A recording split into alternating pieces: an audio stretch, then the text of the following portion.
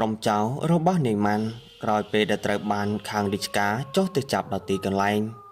ពួកគេក៏បាននាំគ្នារត់ប្រសេចប្រសាចខ្លះទៀតក៏រត់រួចខ្លួនចំណែកឯខ្លះទៀតក៏ត្រូវបានខាងរាជការគេចាប់ខ្លួនយកទៅចំណែកឯនាយម៉ាន់ដែលជាមេចៅគេបានរត់គេចខ្លួនជាមួយនឹងកូនចៅពីរនាក់ទៀតចំណែកឯកូនចៅរបស់គេទាំងពីរនាក់នោះមានឈ្មោះថានេធីនិងនេវ៉ាន់ពួកគេទាំងពីរនាក់នេះគឺជាកូនចៅចំណិតរបស់នាយម៉ាន់គឺជាដៃឆ្វេងដៃស្ដាំរបស់នាយម៉ាន់ហើយបន្ទាប់ពីខាងរាជការចុះទៅចាប់ដល់ទីកន្លែងហើយនាយម៉ាន់ជាមួយនឹងកូនចៅពីរនាក់នេះបាននាំគ្នារត់គេចខ្លួនចូលទៅក្នុងព្រៃជ្រៅពួកគេនាំគ្នារត់ចូលកាន់តែជ្រៅទៅក៏ស្រាប់តែបានជួបជាមួយនឹងភូមិតូចមួយនៅក្នុងព្រៃជ្រៅនោះភូមិតូចនេះមានអ្នកភូមិរស់នៅប្រហែលជា10គ្រួសារចំណែកឯភូមិមួយនេះពុំដែលមានអ្នកក្រៅធ្វើដំណើរចូលមកដល់នោះទេទើបតែថ្ងៃនេះមាននាយម៉ាន់ជាមួយនឹងកូនចៅពីរនាក់ធ្វើដំណើរចូលមកដល់ទីកន្លែងនេះបន្ទាប់ពីអ្នកទាំង3បានឃើញភូមិមួយនេះហើយនាយម៉ាន់បាននិយាយទៅកាន់កូនចៅរបស់គេថាណែអាពីរនាក់នៅក្នុងព្រៃជ្រៅយ៉ាងនេះទៅហើយនៅតែមានមនុស្សគេចូលមករស់នៅទៀតនេធីបាននិយាយថាណែលោកបងម៉ាន់ភូមិមួយនេះរស់នៅក្នុងព្រៃជ្រៅល្អណាស់ខ្ញុំគិតថាពួកយើងវាយយកភូមិមួយនេះធ្វើជាសម្បុកចោលថ្មីរបស់យើងទៅមើលទៅទីកន្លែងចាស់របស់ពួកយើងប្រហែលជាត្រូវខាងរាជការគេកំទេចចោលអស់បាត់ទៅហើយឥឡូវនេះពិតជាល្អណាស់យើងទាំង3នាក់នាំគ្នារត់គេចខ្លួនចូលមកក្នុងព្រៃជ្រៅក៏ស្រាប់តែបានជួបជាមួយនឹងភូមិមួយនេះយើងនាំគ្នាវាយយកភូមិមួយនេះធ្វើជាទីកន្លែងថ្មីរបស់យើងទៅតើលោកបងយល់យ៉ាងម៉េចដែរនេវ៉ាត់បាននិយាយដែរថាមែនហើយលោកបងអាធីវានិយាយត្រូវណាស់មើលទៅទីកន្លែងចាស់របស់ពួកយើងប្រហែលជាត្រូវខាងរាជការគេកំទេចចោលអស់បាត់ទៅហើយឥឡូវនេះពួកយើងមានតែវាយយកទីកន្លែងនេះធ្វើជាសម្បុកថ្មីរបស់ពួកយើងតែប៉ុណ្ណោះ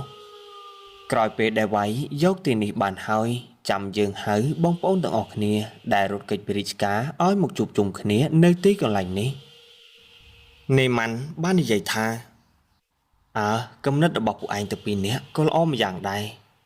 ក៏ប៉ុន្តែពួកយើងមានគ្នាតែ3នាក់ប្រសិនបើជាចង់វាយយកភូមិមួយនេះប្រហែលជាពិបាកបន្តិចហើយពួកយើងមានគ្នាតិចយល់អពួកយើងកុំទាន់អាចធ្វើអ្វីផ្ដេសផ្ដាស់អីយើងនាំគ្នាចូលទៅស៊ើបមើលឲ្យដឹងសិនទៅថាតើអ្នកភូមិដែលរស់នៅទីនេះពួកគេមានគ្នាច្រើនដែរឬអត់ប្រសិនបើជាមានគ្នាតិចយប់នេះពួកយើងនឹងវាយយកភូមិនេះតែម្ដងនេវ៉ាត់បាននិយាយថាណែអាធីស្ដាប់លោកបងធំនិយាយដូចនេះហើយក៏ត្រូវម្យ៉ាងដែរពួកយើងមានគ្នាតិចណាស់ប្រសិនបើជាធ្វើអ្វីផ្ដេសផ្ដាស់នោះប្រកាសជានាំទុកមកដាក់ខ្លួនឯងជាមិនខានអូណែលោកបងធំតើលោកបងធំចង់ឲ្យពួកខ្ញុំទាំងពីរនាក់នេះធ្វើអ្វីដែរទៅលោកបងឆាប់និយាយមកនេម៉ាន់បាននិយាយថាណែអាពីរនាក់ឥឡូវនេះពួកយើងនាំគ្នាចូលទៅក្នុងស្រុកភូមិនេះសិនទៅហើយបើគ្មានបញ្ជាពីយើងទេពួកឯងទាំងពីរនាក់កុំនាំគ្នាបាញ់ផ្ដេសផ្ដាស់អសោះពួកគេបាននិយាយតបថាបាទលោកបងធំពួកខ្ញុំដឹងហើយបើគ្មានបញ្ជាពីលោកបងពួកខ្ញុំក៏មិនហ៊ានបាញ់ផ្ដេសផ្ដាស់ដែរឥឡូវនេះពួកយើងឆាប់នាំគ្នាធ្វើដំណើរចូលទៅបន្ទាប់ពីនិយាយរួចអ្នកទាំង3ក៏បាននាំគ្នាធ្វើដំណើរចូលទៅភ្លាមបន្ទាប់ពីចូលទៅដល់នៅក្នុងភូមិក៏ស្រាប់តែបានជួបជាមួយនឹងនាយប្រាំងនេម៉ាន់បានឃើញហើយក៏និយាយសួរថាអូណែបងប្រុសតើអាចឲ្យពួកខ្ញុំទាំង3នាក់នេះសុំស្នាក់នៅស្រុកភូមិរបស់បងមួយយប់តើបានដែរឬទេនេប្រាំងគ្រាន់តែបានលើដូច្នេះហើយគេចាប់ផ្ដើមសម្លឹងទៅកាន់អ្នកទាំង3ភ្លាមរួចហើយគេនិយាយថាណែអ្នកទាំង3រួចចុះតើអ្នកទាំង3មានឈ្មោះអ្វីដែរទៅហើយធ្វើដំណើរទៅណាមកណាទើបបានជាចូលមកដល់ស្រុកភូមិរបស់ខ្ញុំនេម៉ាន់បាននិយាយថាអូបងប្រុសខ្ញុំនេះមានឈ្មោះថាម៉ាន់ម្នាក់នៅខាងស្ដាំដៃរបស់ខ្ញុំនេះគេមានឈ្មោះថាធីចំណែកឯម្នាក់ដែលនៅខាងឆ្វេងដៃរបស់ខ្ញុំឯនេះវិញគេមានឈ្មោះថាវ៉ាន់ហើយពួកខ្ញុំទាំង3នាក់គឺជាអ្នកប្រមាញ់បាននាំគ្នាចូលមកប្រមាញ់សត្វនៅក្នុងព្រៃនេះហើយពួកខ្ញុំទាំង3នាក់ក៏វង្វេងផ្លូវនៅក្នុងព្រៃនេះរកផ្លូវចេញត្រឡប់ទៅវិញមិនឃើញចេះតែនាំគ្នាដើរទៅក៏បានចូលមកដល់ស្រុកភូមិរបស់បងឥ ឥឡូវនេះមេឃក៏រៀងល្ងាចដែរហើយពួកខ្ញុំទាំង3នាក់គិតថាចង់សុំបងសម្រាប់នៅទីនេះមួយយប់ព្រឹកស្អែកពួកខ្ញុំទាំង3នាក់នឹងប្រញាប់ធ្វើដំណើរចេញទៅភ្លាមអូណែរួចចុះបងប្រុសវិញតើបងមានឈ្មោះអ្វីដែរទៅនេប្រាំងបាននិយាយតបថាអូខ្ញុំនេះមានឈ្មោះថាប្រាំងចំណែកឯរឿងឲ្យអ្នកទាំង3សម្រាប់នៅទីនេះមួយយប់ខ្ញុំនេះមិនអាចសម្រេចចិត្តបាននោះទេមើលទៅមានតែអ្នកទាំង3នាំគ្នាទៅនិយាយជាមួយនឹងលោកមេភូមិខ្លួនឯងហើយបើសិនជាលោកមេភូមិយល់ព្រមឲ្យអ្នកទាំង3សម្រាប់នៅទីនេះមួយយប់អ្នកទាំង3ក៏សម្រាប់ទៅចោះក៏ប៉ុន្តែបើលោកមេភូមិមិនយល់ព្រមអ្នកទាំង3ត្រូវតែប្រញាប់ចាកចេញពីស្រុកភូមិនេះភ្លាមនៅពេលដែលនេម៉ាន់បានឮដូច្នេះហើយគេបាននិយាយថាណែបងប្រាំងបើអញ្ចឹងបងឯងជួយជូនពួកខ្ញុំទាំង3នាក់នេះទៅជួបលោកមេភូមិបន្តិចទៅចាំខ្ញុំនេះជាអ្នកនិយាយជាមួយនឹងគាត់ដោយខ្លួនឯងអូណែបងប្រាំងស្រុកភូមិរបស់បងរស់នៅក្នុងព្រៃជ្រៅយ៉ាងនេះតើនៅពេលយប់មានសត្វកំណាចចេញមកវាយប្រហារអ្នកភូមិដែរឬទេបងនេប្រាំងបាននិយាយតបថាអូរឿងនឹងកាលពីមុនក៏ធ្លាប់មានដែរក៏ប៉ុន្តែគ្រប់ពេលដែលមានរឿងតែងតែមានសត្វខ្លាមួយក្បាលដ៏ធំវានឹងចេញមកជួយទៅដល់អ្នកភូមិហើយសត្វខ្លាមួយក្បាលនេះវាមិនដែលវាយប្រហារទៅកាន់អ្នកភូមិនោះទេតែផ្ទុយទៅវិញគ្រប់ពេលដែលអ្នកភូមិមានរឿងសត្វខ្លាមួយក្បាលនេះវាតែងតែចេញមកជួយរហូតនឹងហើយអ្នកភូមិនាំគ្នាគិតថាសត្វខ្លាមួយក្បាលនេះគឺជាអរិយអ្នកតាដែលនៅចាំថែរក្សាស្រុកភូមិមួយនេះហើយឥឡូវនេះអ្នកភូមិរស់បានក្តីសុខចំណែកឯសត្វខ្លាមួយក្បាលនោះក៏លែងបង្ហាញខ្លួនទៀតដែរនេម៉ាន់បាននិយាយថាអូអញ្ចឹងទេតើទើបបានជាស្រុកភូមិរបស់បងរស់នៅមានក្តីសុខយ៉ាងនេះតាមពិតទៅមានសត្វខ្លានៅចាំការពារសោះណែខ្ញុំអរគុណបងហើយដែលបាននិយាយប្រាប់ខ្ញុំឥឡូវនេះបងឆាប់នាំពួកខ្ញុំទៅជួបលោកមេភូមិទៅបន្ទាប់ពីនេម៉ាន់និយាយរួចនេប្រាំងក៏បាននាំអ្នកទាំង3ធ្វើដំណើរទៅផ្ទះរបស់លោកមេភូមិទៅបន្ទាប់ពីទៅដល់ផ្ទះពូលីដែលជាមេភូមិបាននិយាយស៊ូទៅកាន់នេប្រាំងថាណែប្រាំងតើឯងមកផ្ទះរបស់យើងមានការអ្វីដែររួចចុះពួកគេទាំង3នាក់នោះគឺជាអ្នកណាគេដែរទៅនេប្រាំងគេបាននិយាយថាអូលោកមេភូមិខ្ញុំគ្មានธุរៈអ្វីនោះទេក៏ប៉ុន្តែពួកគេទាំង3នាក់នេះចង់សុំស្នាក់នៅក្នុងស្រុកភូមិរបស់យើងមួយយប់ខ្ញុំមិនហ៊ានសម្រេចចិត្តដោយខ្លួនឯងក៏បាននាំពួកគេមកជួបលោកមេភូមិទៅម្នាក់នេះមានឈ្មោះថាម៉ាន់រីឯម្នាក់នោះមានឈ្មោះថាធីហើយម្នាក់ទៀតនោះមានឈ្មោះថាវ៉ាត់ពួកគេទាំង3នាក់នេះចង់សម្រាកនៅក្នុងស្រុកភូមិរបស់យើងមួយយប់តើលោកមេភូមិយល់ព្រមដែរឬទេ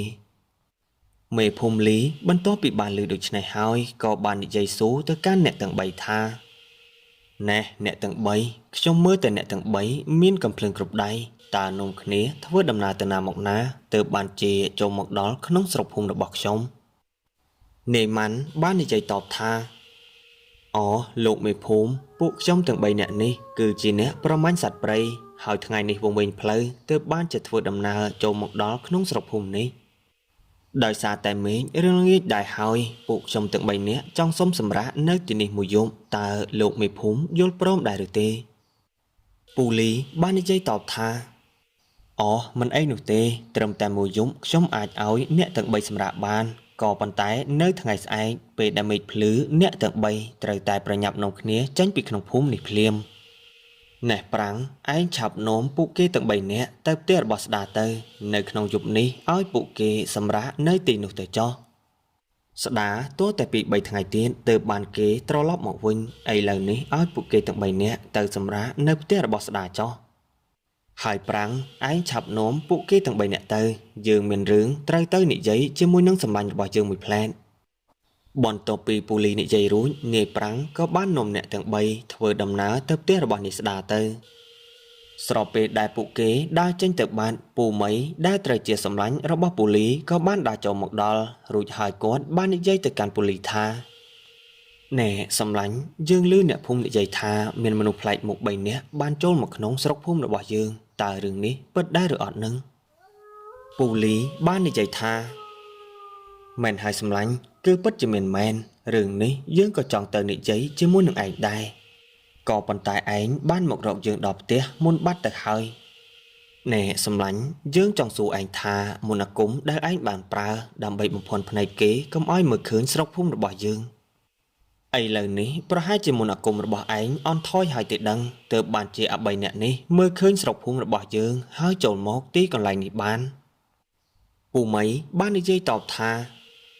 ណែសម្លាញ់គឺទៅមិនរួចនោះទេដែលមន្តអាគមរបស់យើងអន់ថយនោះ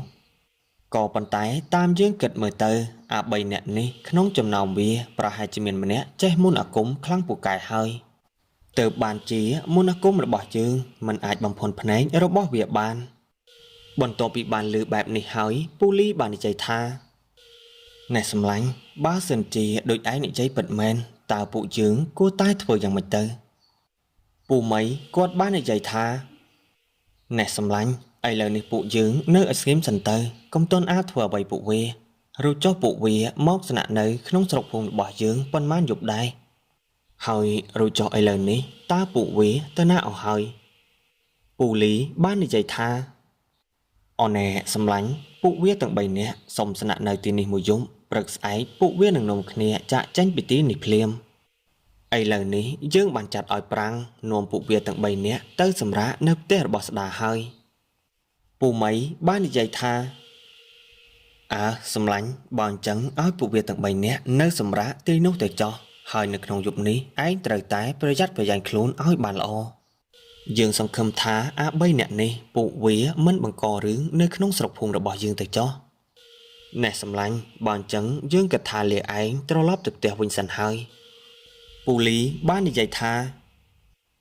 សម្លាញ់បើអញ្ចឹងឯងត្រឡប់ទៅផ្ទះវិញចោះនៅក្នុងយប់នេះយើងនឹងប្រយ័ត្នប្រយែងខ្លួនឲ្យបានល្អបន្ទាប់ពីពូលីនិយាយរួចពូមីគាត់ក៏បានវិលត្រឡប់ទៅផ្ទះរបស់គាត់វិញទៅចំណែកឯនេម៉ាន់ជាមួយនឹងកូនចៅឯនោះវិញនៅពេលដែលធ្វើដំណើរទៅផ្ទះរបស់នេស្ដាពួកគេទាំង3នាក់បាននាំគ្នាសង្កេតមើលស្ទើរតែគ្រប់ផ្ទះរហូតទៅដល់ផ្ទះរបស់នេស្ដានេប្រាំងបាននិយាយទៅកាន់ពួកគេថាអូនែអ្នកទាំង3គឺផ្ទះនេះហើយដែលអ្នកទាំង3ត្រូវសម្រាកនៅក្នុងយប់នេះនេម៉ាន់បាននិយាយថាណែបងប្រាំងពួកខ្ញុំទាំង3នាក់ពិតជាអរគុណបងខ្លាំងណាស់ដែលជួនពួកខ្ញុំមកទីកន្លែងសម្រាកនេប្រាំងបាននិយាយថាបើអញ្ចឹងអ្នកទាំង3នាំគ្នាចូលទៅក្នុងផ្ទះសម្រាប់តាមសម្រួលទៅចោះខ្ញុំត្រឡប់ទៅវិញហើយមិននៅរំខានអ្នកទាំង3ទៀតនោះទេបន្ទាប់ពីនេប្រាំងនិយាយរួចគេក៏បានធ្វើដំណើរវិលត្រឡប់ទៅផ្ទះរបស់គេវិញទៅចំណែកឯនេម៉ាន់ហើយនឹងនេធីព្រមទាំងនេវត្តក៏បាននាំគ្នាដើរចូលទៅក្នុងផ្ទះទៅគ្រាន់តែចូលទៅដល់ក្នុងផ្ទះភ្លាមនេធីបាននិយាយថាណែលោកបងអំបាញ់មិញខ្ញុំមើលទៅអាមេភូមិនោះវាហាក់ដូចជាមិនចង់ឲ្យពួកយើងសម្រាកនៅទីនេះសោះអំបាញ់មិញបើសិនជាអាមេភូមិនោះវាហ៊ាននិយាយថាមិនឲ្យពួកយើងសម្រាកនៅទីនេះខ្ញុំប្រកាសជាលើកកំភ្លើងរបស់ខ្ញុំបាញ់សម្លាប់វាចោលតែម្ដងក៏ប៉ុន្តែសំណាងហើយដែលវាយល់ព្រមឲ្យពួកយើងសម្រាកនៅទីនេះបើមិនចឹងទេអាមេភូមិនោះវាប្រហែលស្លាប់បាត់បង់ជីវិតបាត់ទៅហើយនេវត្តគេបាននិយាយដែរថាណែលោកបងនៅពេលដែលពួកយើងដើរមកតាមផ្លូវអំបញ្ញមិញខ្ញុំបានសម្លឹងទៅឃើញស្រីក្រមុំម្នាក់អង្គុយនៅមុខផ្ទះនាងនោះពិតជាស្អាតខ្លាំងណាស់ណែលោកបងបើសិនជាវាយយកភូមិនេះបានស្រីម្នាក់នោះខ្ញុំសុំហើយណាលោកបងនេម៉ាន់បាននិយាយថាណែវត្តកុំថាឡើយស្រីម្នាក់នោះឲ្យតែអាចវាយយកភូមិនេះបានទោះបីជាឯងចង់យកអ្វីក៏យកទៅយើងមិនថាស្អីនោះទេឥឡូវនេះយើងបានមើលឃើញអស់ហើយអ្នកភូមិដែលរស់នៅទីនេះក៏មិនសូវច្រើនប៉ុន្មាននោះដែរល្មមនឹងឲ្យពួកយើង3នាក់ចាត់ការបាននេធីគេបាននិយាយថាណែលោកបងរួចចុះតើលោកបងចង់ចាត់ការនៅពេលណាដែរនេម៉ាន់បាននិយាយថាណែបើតាមយើងមើលទៅយប់នេះពួកយើងទាំង3នាក់នាំគ្នាទៅចាត់ការលោកមេភូមិមុនទៅចាំពេលដែលពួកយើងចាត់ការលោកមេភូមិរួចហើយចាំពួកយើងនាំគ្នាមកចាត់ការអ្នកភូមិតាមក្រោយហើយមើលទៅពួកគេក៏មិនមែនជាបញ្ហាអ្វីសម្រាប់យើងនោះដែរនេវត្តបាននិយាយថាណែលោកបងប្រសិនបើជានៅពេលដែលពួកយើងកំពុងតែចាត់ការទៅដល់អ្នកភូមិហើយស្រាប់តែអាសត្វខ្លាមួយក្បាលនោះវាចេញមកដើម្បីជួយទៅដល់អ្នកភូមិតើលោកបងឲ្យពួកខ្ញុំធ្វើយ៉ាងម៉េចទៅបើពួកខ្ញុំទាំងពីរនាក់មិនចេះមន្តអាគមផងនឹង បន្ទាប់ពីនៃវត្តនិយាយរួចនាយធីបាននិយាយថាណែវត្តប្រហែលជាសត្វខ្លាមួយក្បាលនោះវាមិនបង្ហាញខ្លួនទេដឹងអាប្រាំងវាបាននិយាយហើយថាអ្នកភូមិខានឃើញសត្វខ្លាមួយក្បាលនោះយូរហើយណែទោះបីជាអ្នកភូមិគិតថាសត្វខ្លាមួយក្បាលនោះគឺជាអរិយអ្នកតានៅថែរក្សាភូមិនេះក៏ដោយក៏ប៉ុន្តែមកដល់ពេលនេះគ្មានអ្នកភូមិណាធ្លាប់ឃើញវាទៀតនោះទេប្រហែលជាវារលាយសាបសូន្យហើយផងក៏មិនដឹងស្របពេលនោះនាយម៉ាន់បាននិយាយថាណែអាពីរនាក់ពួកឯងកុំគិតច្រើនពេកប្រសិនបើជាសត្វខ្លាមួយក្បាលនោះវាចេញមកមែន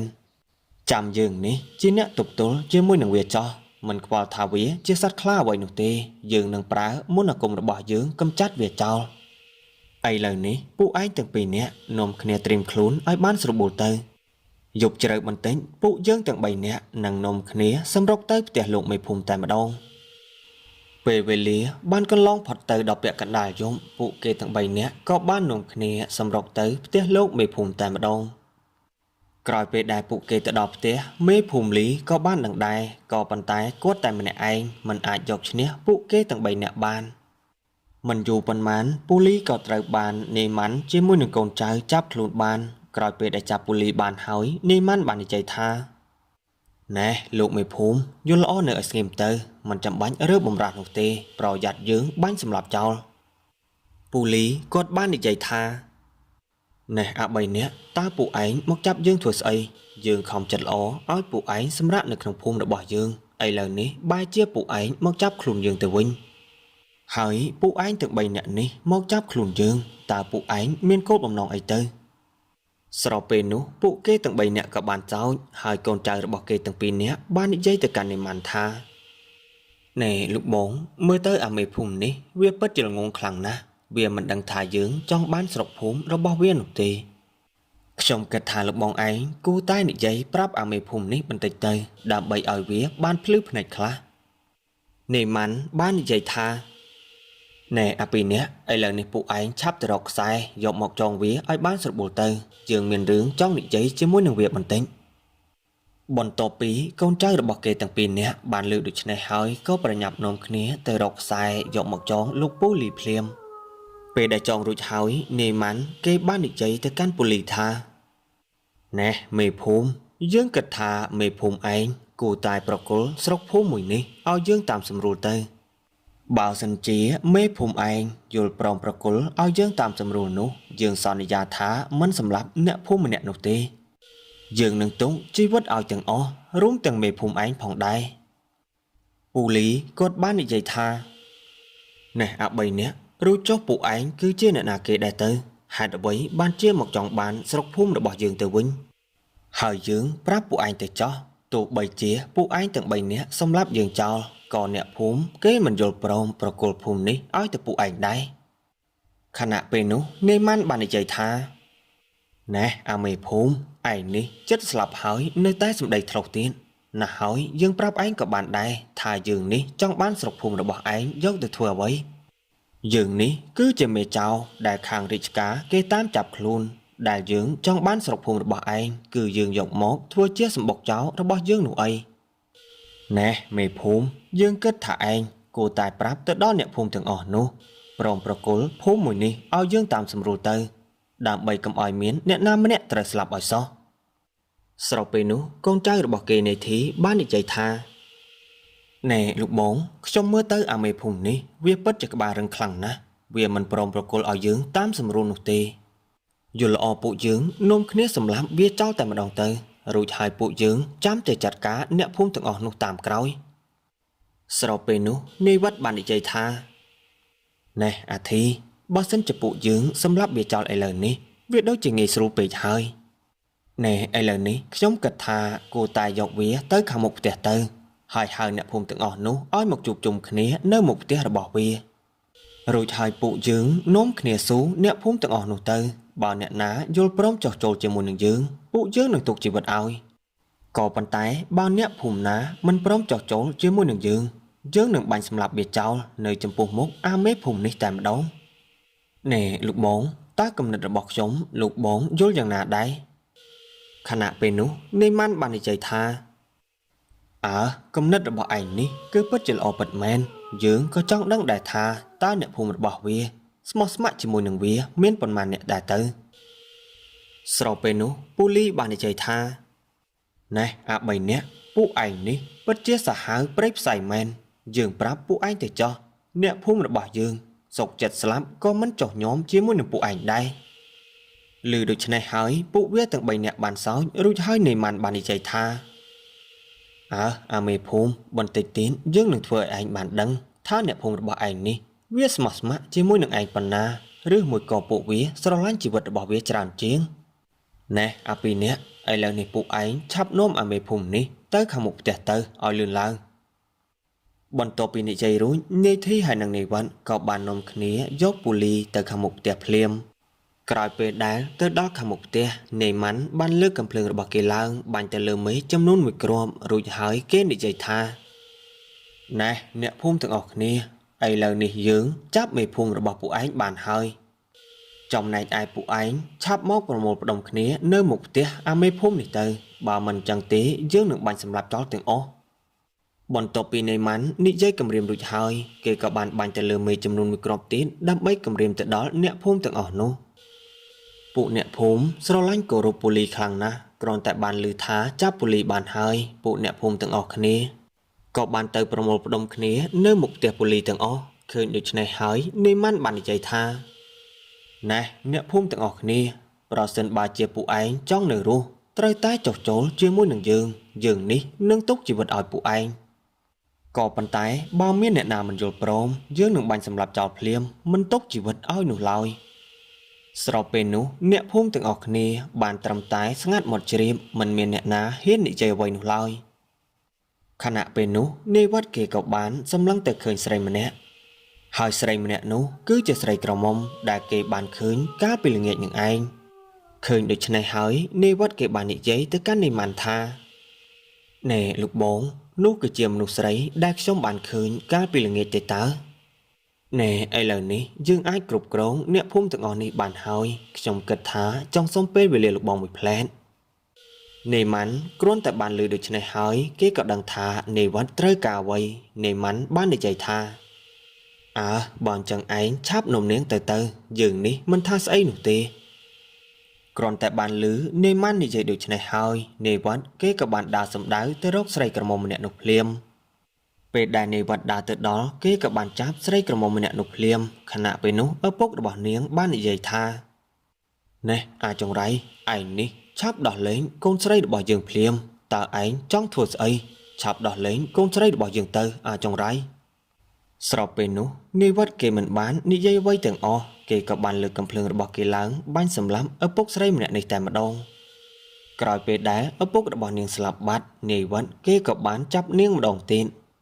ស្រីក្រមុំខំប្រឹងរើបំរាស់ដែរក៏ប៉ុន្តែនាងជាស្រីមិនអាចយកឈ្នះកម្លាំងមនុស្សប្រុសបានក៏ត្រូវបាននាយវត្តចាប់3នាងដើរចូលទៅក្នុងផ្ទះរបស់លោកមេភូមិទៅអ្នកភូមិទាំងអស់គ្នាសុទ្ធតែបានឃើញហេតុការណ៍មួយនេះក៏ប៉ុន្តែគ្មានអ្នកណាហ៊ានទៅជួយស្រីក្រមុំនោះឡើយបន្តិចក្រោយមកពួកគេស្រាប់តែបានឮសំឡេងរបស់ស្រីក្រមុំស្រែកខ្លាំងៗដើម្បីសុំឲ្យគេជួយស្រីក្រមុំស្រែកបានតែមួយផ្លែតពួកគេស្រាប់តែបានឮសំឡេងរបស់នាយវត្តស្រែកវិញម្ដងនាយវត្តគេបានស្រែកខ្លាំងៗដើម្បីសុំឲ្យនាយធីនិងលោកបងរបស់គេចូលទៅជួយនាយធីបន្ទាប់ពីបានឮដូច្នេះហើយគេក៏បាននិយាយទៅកាន់នាយម៉ាន់ថាណែលោកបងតើអាវិនវាកើតអីទៅទើបបានជាវាស្រែកហៅពួកយើងឲ្យចូលទៅជួយដូច្នេះណែលោកបងតិចលោវាមានរឿងអ្វីកើតឡើងទៅខណៈពេលនោះនាយម៉ាន់បាននិយាយថាណែវើយយើងក៏មិនដឹងដូចគ្នាដែរឥឡូវនេះឯងឆាប់ចូលទៅមើលវាបន្តិចទៅឲ្យលឿនឡើងបន្ទាប់ពីនាយធីបានឮមេរបស់គេនិយាយដូច្នេះហើយគេក៏បានដើរចូលទៅមើលនាយវត្តភ្លាមក្រោយពេលដែលនាយធីដើរចូលទៅដល់គេក៏បានឃើញថានាយវត្តត្រូវបានសត្វខ្លាមួយក្បាលខំសម្លាប់បាត់ទៅហើយបន្ទាប់ពីនាយធីបានឃើញដូច្នេះហើយគេក៏បានលើកកាំភ្លើងរបស់គេឡើងបាញ់សម្ដៅទៅលើសត្វខ្លាភ្លាមខណៈពេលនោះស្នូកាំភ្លើងបានលាន់ឮឡើងចំនួន1គ្រាប់ក៏ប៉ុន្តែគ្រាប់កាំភ្លើងរបស់គេមិនអាចធ្វើអ្វីសត្វខ្លាបាននោះឡើយបន្ទាប់ពីនាយធីបានឃើញថាគ្រាប់កាំភ្លើងរបស់គេមិនអាចធ្វើអ្វីសត្វខ្លាបានហើយ គេបំរុងនឹងរត់ចេញមកក្រៅដើម្បីសុំឲ្យលោកបងធំគេជួយក៏ប៉ុន្តែគេមិនទាន់ទាំងបានរត់ចេញមកផងក៏ត្រូវបានសត្វខ្លាលោតទៅសង្គ្រោះខំសម្លាប់នៅក្នុងផ្ទះលោកមេភូមិបាត់ទៅហើយបន្ទាប់ពីសត្វខ្លាសម្លាប់នាធីបានម្នាក់ទៀតវាចាប់ផ្ដើមស្រែកក្រហមខ្លាំងៗសំឡេងរបស់វាលឺឲ្យខ្ទរពេញភូមិពួកអ្នកភូមិបន្ទាប់ពីបានឮសំឡេងសត្វខ្លាស្រែកហើយពួកគេបាននិយាយថាណែអ្នកទាំងអស់គ្នាឥឡូវនេះសត្វខ្លាបានចេញមកជួយពួកយើងហើយមិនយូរនោះទេសត្វខ្លាប្រកាសជាសម្លាប់អាម្នាក់នេះចោលជាមិនខានស្របពេលនោះពូលីបាននិយាយទៅកាន់នេម៉ាន់ថាណែអាចោចង្រៃយើងគិតថាឯងនេះឆាប់ចុះចាញ់ភ្លាមទៅបើមិនចឹងទេសត្វខ្លាប្រកាសជាមកខំសម្លាប់ឯងចោលជាមិនខាននេម៉ាន់គេបាននិយាយថាស្អីគេវើយត្រឹមតែសត្វខ្លាមួយក្បាលពួកឯងរាល់គ្នាចង់ឲ្យយើងចុះចាញ់ផងពួកឯងនេះដូចជាមើលស្រាលយើងពេកហើយចាំមើលយើងនឹងសម្លាប់សត្វខ្លាមួយក្បាលនេះនៅចំពោះមុខរបស់ពួកឯងបន្ទាប់ពីនេម៉ាន់និយាយរួចសត្វខ្លាក៏បានដើរចេញមកពីក្នុងផ្ទះរបស់លោកមេភូមិភ្លាមសត្វខ្លាក៏បានបោះពួយរត់យ៉ាងលឿនដើម្បីហក់ទៅសង្គ្រោះនេម៉ាន់ភ្លាមនេម៉ាន់បន្ទាប់ពីបានឃើញដូច្នេះហើយគេក៏បានផ្អៀងខ្លួនបន្តិចដើម្បីគេចចេញពីសត្វខ្លាពេលដែលនេម៉ាន់គេចខ្លួនពីសត្វខ្លាបានសម្រេចហើយគេបានលើកកំភ្លើងរបស់គេឡើងបាញ់សម្ដៅទៅលើសត្វខ្លាភ្លាមស្របពេលនោះស្នូកំភ្លើងបានលួនលឺឡើងចំនួន2គ្រាប់ផ្ទុំទុនគ្នា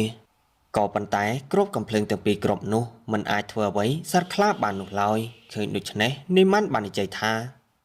ស្អីគេវើយសត្វខ្លាមួយក្បាលនេះស្បែកស្វិតផងគ្រាប់កំភ្លើងធម្មតាមិនអាចធ្វើស្អីវាបានសោះបើអញ្ចឹងយើងនឹងឲ្យឯងបានស៊ីគ្រាប់កំភ្លើងមុនអាគមរបស់យើងម្ដង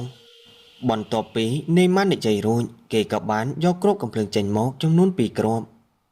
គេក៏បានលើកដៃឡើងប្រណម្យសូត្រសែបនៅមុនអាគមរបស់គេភ្លាមដើម្បីបញ្ចុះទៅនឹងគ្រាប់កំភ្លើង2គ្រាប់នេះបន្ទាប់ពីសូត្រសែបរួចហើយនេម៉ាន់គេក៏បានដាក់គ្រាប់កំភ្លើង2គ្រាប់នេះចូលទៅក្នុងកំភ្លើងរបស់គេភ្លាមខណៈពេលនោះនេម៉ាន់គេក៏បានលើកកំភ្លើងរបស់គេឡើងតម្រង់ទៅសត្វខ្លាភ្លាមស្របពេលនោះនេម៉ាន់គេបំរុងនឹងបាញ់សម្លាប់សត្វខ្លាទៅហើយក៏ប៉ុន្តែពូលីបានក្រោកឈរឡើងហើយគាត់បានរត់បំបុកនេម៉ាន់ឲ្យដួលទៅលើដីទៅនៅពេលដែលនេម៉ាន់ដួលទៅលើដីកំភ្លើងរបស់គេក៏របូតពីដៃខ្ទាតទៅឆ្ងាយផងដែរនេម៉ាន់គេបានស្ទុះក្រោកឡើងបំរុងនឹងរត់ទៅយកកំភ្លើងរបស់គេវិញក៏ប៉ុន្តែខណៈពេលនោះសត្វខ្លាបានរត់ទៅពីងផ្លូវរបស់គេមុនបាត់ទៅហើយនេម៉ាន់បន្ទាប់ពីត្រូវសត្វខ្លាពីងផ្លូវហើយគេក៏បានដកកំបិតមុនអាគមរបស់គេចេញមកភ្លាមរួចហើយគេបាននិយាយថាអាសត្វខ្លាចង្រៃទោះបីជាយើងនេះគ្មានកំភ្លើងក៏ដោយក៏យើងនេះនៅតែអាចសម្លាប់ឯងចោលបានដែរបន្ទាប់ពីនេម៉ាន់និយាយរួចគេក៏បានកាន់កំបិតមុនអាគមរបស់គេរត់ចូលទៅប្រយុទ្ធជាមួយនឹងសត្វខ្លាភ្លាម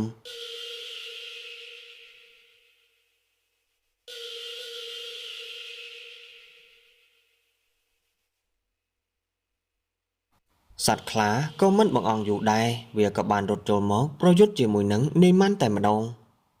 សត្វខ្លាជាមួយនឹងនេម៉ាន់បានប្រយុទ្ធគ្នាទៅវិញទៅមក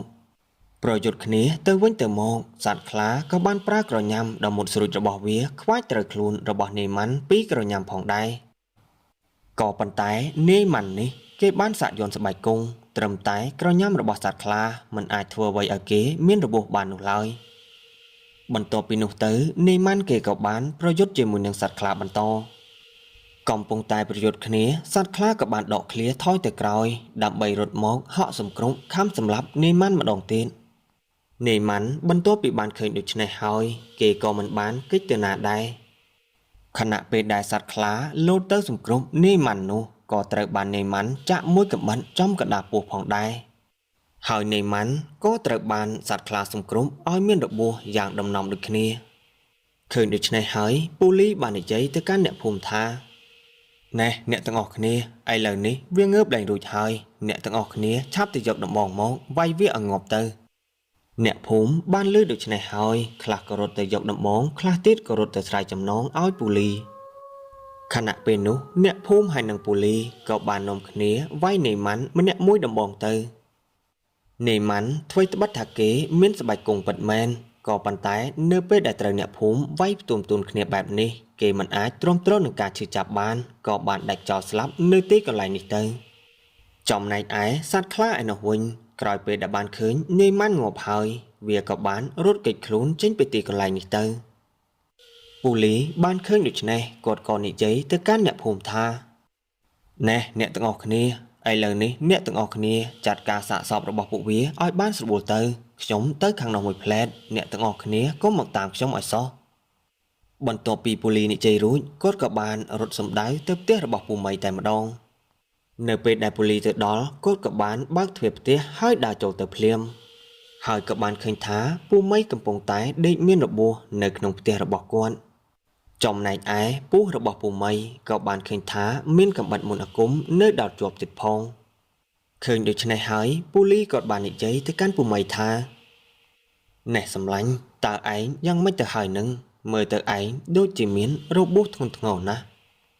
ពូមីបាននិយាយថា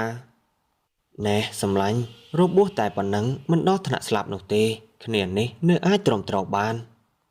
ឥឡូវនេះឯងឆាប់ដកកាំបិតមន្តអាគមចេញពីពោះយើងបន្តិចទៅឲ្យលឿនឡើងបន្ទាប់ពីនោះពូលីគាត់ក៏បានដកកាំបិតមន្តអាគមចេញពីពោះរបស់ពូមីទៅហើយពូលីគាត់ក៏ចាប់ដើមលាងមុខរបួសឲ្យពូមីផងដែរស្របពេលនោះពូមីបាននិយាយថាណែសម្លាញ់មើលទៅអាមេចោលនោះវាក៏មានមន្តអាគមខ្លាំងគ្រាន់បើដែរអាចធ្វើឲ្យយើងមានរបួសបានពូលីឮហើយបាននិយាយថាមែនហើយវាពិតជាមានមន្តអាគមខ្លាំងពូកែមែនក៏ប៉ុន្តែគួរឲ្យស្ដាយដែលវាជាចោលទៅវិញណែសម្លាញ់យើងនេះពិតជាអរគុណទៅដល់ឯងខ្លាំងណាស់ដែលបានជួយមកដល់ស្រុកភូមិមួយនេះគ្រប់ពេលដែលអ្នកភូមិមានរឿងឯងនេះតែងតែបំលែងខ្លួនទៅជាខ្លាចេញទៅជួយអ្នកភូមិតែរហូតក៏ប៉ុន្តែពួកគេមិនដែលដឹងទេថាសត្វខ្លាដែលជួយពួកគេកន្លងមកគឺជាឯងពូមីបាននិយាយថាណែសម្លាញ់ឯងកុំយករឿងនេះទៅប្រាប់ពួកគេឲ្យសោះប្រយ័ត្នពួកគេភ័យខ្លាចជាមួយនឹងយើងឯងដឹងតែម្នាក់ឯងទៅបានហើយថាយើងនេះអាចបំលែងខ្លួនទៅជាសត្វខ្លាបានពូលីបាននិយាយថាសម្លាញ់គ្នាដឹងហើយគ្នាមិនយករឿងឯងទៅប្រាប់អ្នកណានោះទេហើយតាំងតែពីថ្ងៃនោះមកពូលីគាត់មិនដែលយករឿងនេះទៅប្រាប់ដល់អ្នកណានោះទេគឺគាត់ដឹងតែម្នាក់ឯងប៉ុណ្ណោះថាពូមីអាចបំលែងខ្លួនទៅជាសត្វខ្លាបានហើយសម្រាប់សាច់រឿងនេះដែរខ្ញុំបាទសូមចប់តែត្រឹមនេះហើយក៏សូមអភ័យទោសរាល់ពាក្យពេចន៍សម្ដីដែលនិយាយទៅមិនសមរម្យហើយខ្ញុំបាទក៏សូមអរគុណរាល់ការគាំទ្រចំពោះរូបខ្ញុំបាទសូមអរគុណ